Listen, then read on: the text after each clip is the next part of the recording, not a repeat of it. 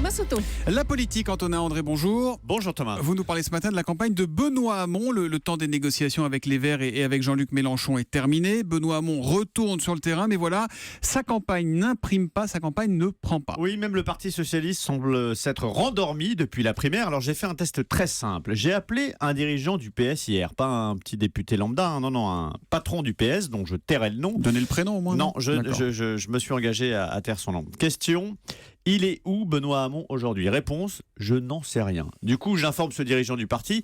Il est en Corse et demain à Marseille en campagne. Ah bah vous me l'apprenez, me répond-il, pas vraiment surpris. Voilà. Benoît Hamon, en fait, il est resté bloqué dans la campagne des primaires, il n'a rien changé. C'est un peu la campagne des castors juniors avec Riri, Fifi et Loulou à la baguette. En 2012, François Hollande, candidat, vous aviez Manuel Valls, patron de la com, Pierre Moscovici, directeur de campagne, Julien Drey dans le cœur de la machine.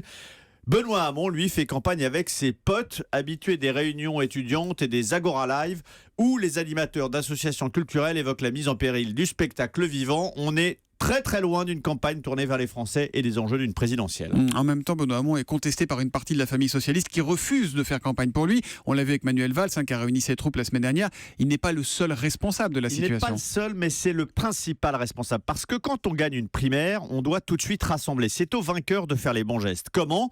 En intégrant des propositions des autres candidats. On appelle ça enrichir le programme, en associant les hommes. On choisit des directeurs de campagne ou des porte-parole de ses anciens rivaux.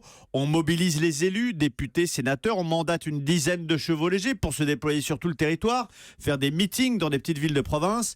Benoît Hamon n'a rien fait de tout ça.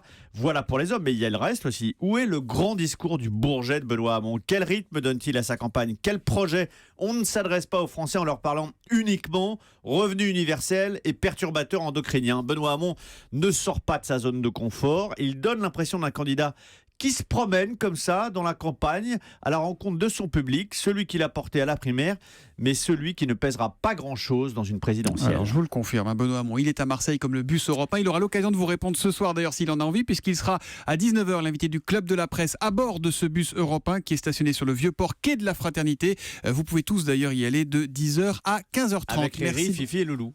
Voilà, c'est vous qui le dites. Merci beaucoup Antonin André.